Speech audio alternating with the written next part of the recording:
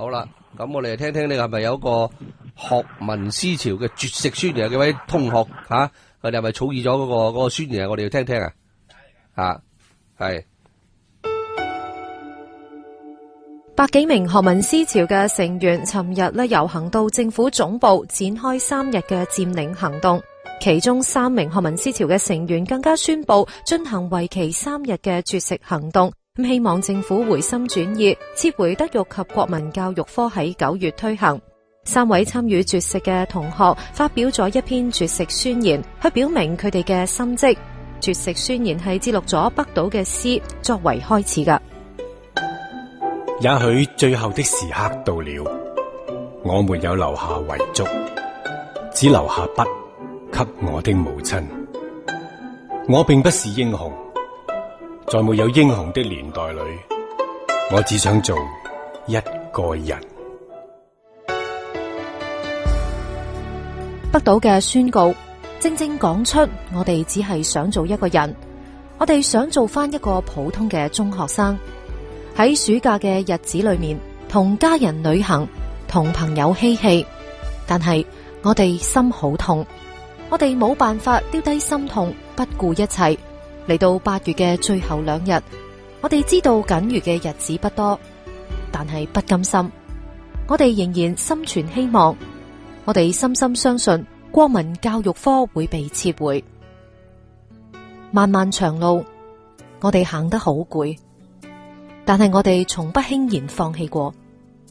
因為我哋相信堅持就能夠睇到希望。我哋走過一個年頭，呢啲日子不管係風雨交加嘅8號風球，亦或係30幾度嘅炎夏，我哋撐住傘，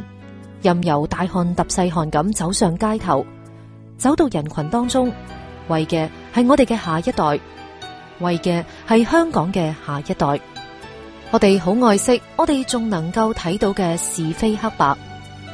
我哋好喜歡我哋仲能夠聽到真確嘅事實，我哋好喜歡我哋仲能夠呼吸到民主嘅氣息，我哋好愛護我哋能夠觸摸到嘅自由同自主，我哋更加珍惜我哋仍然能夠可以講到好多敏感嘅議題。不過我們很怕下一代不再如此。曾經我哋以為9萬人嘅遊行能夠感動政府，喺我哋一片吶喊之下，政府居然漠視我哋嘅訴求。我們哭了，家長抱着孩子也哭起來，香港嘅明天也哭了。但係我們年輕，我們瘋狂，我們相信，所以我們勇敢。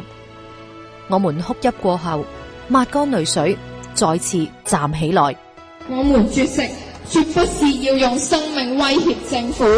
更不是為了成為英雄。我們放棄人最基本亦最需要嘅食物，為嘅係話俾政府知，我哋嘅專注，我哋嘅堅定。我哋要求政府立即撤回國民教育科，我們嘅下一代唔可以成為傀儡。我們渴望他們能夠有自己嘅思想。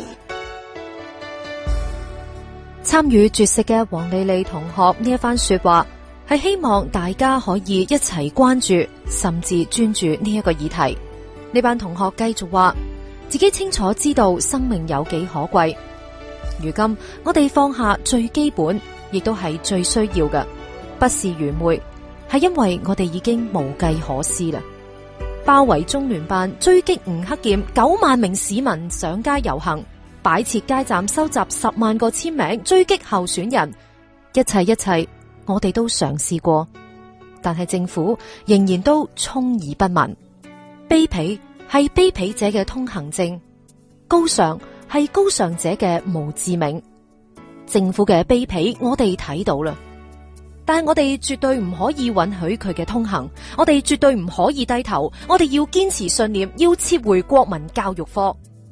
為咗思想自由、情感自由，為咗下一代，為咗香港嘅明天，我們自願絕食，堅決不移。